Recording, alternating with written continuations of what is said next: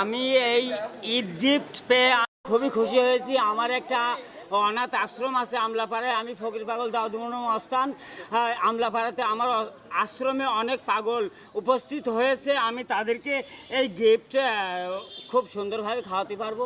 এই জন্য আমি সকলের সুস্থতা এবং দীর্ঘ আয়ু কামনা করি। এই ঈদে খাদ্য সামগ্রী বিতরণ কর্মসূচিকে কেন্দ্র করে এখানে আমাদের এই অনুষ্ঠান।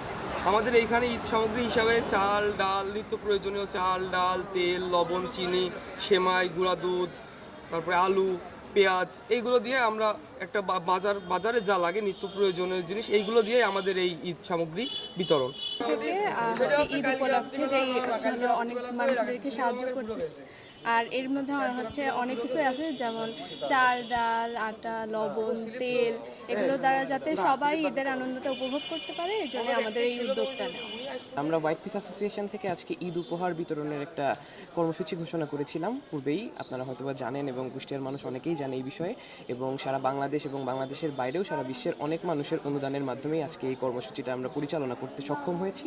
এই জন্য সারা বিশ্বের যেই মানুষগুলো আমাদের পাশে ছিল, এই দুস্থ পরিবারগুলোর পাশে ছিল, তাদের প্রতি আমি আমার আন্তরিক কৃতজ্ঞতা জানাচ্ছি। এবং এই ঈদ উপহার হিসেবে আমরা ঈদ বাজার সামগ্রী দিচ্ছি, যাতে ঈদের একটা দিন অন্তত সেই পরিবারগুলো খুব সুন্দর মতো আনন্দের সাথে একটা খাবার টেবিলে বসে একটা সুন্দর মুহূর্ত কাটাতে পারে। দেখেন, আমরা ইসলাম ধর্ম পালন করি, আমরা মুসলিম জাত।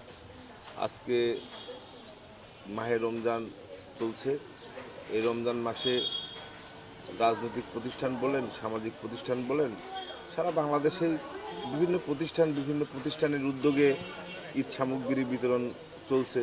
যেমন হোয়াইট পিস অ্যাসোসিয়েশন, এরা অত্যন্ত যুবক তরুণ ছেলেরা, এরা এই সংগঠনটা করেছে এবং এই সংগঠনের মধ্য দিয়ে এরা ঐক্যবদ্ধ হয়ে এরা সমাজটাকে উন্নয়ন করতে চায়, শিক্ষার মান উন্নয়ন করতে চায়, সেই সাথে সমাজমূলক কাজ করতে চায়।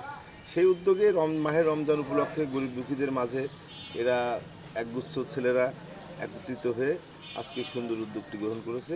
আমরা অভিভূত।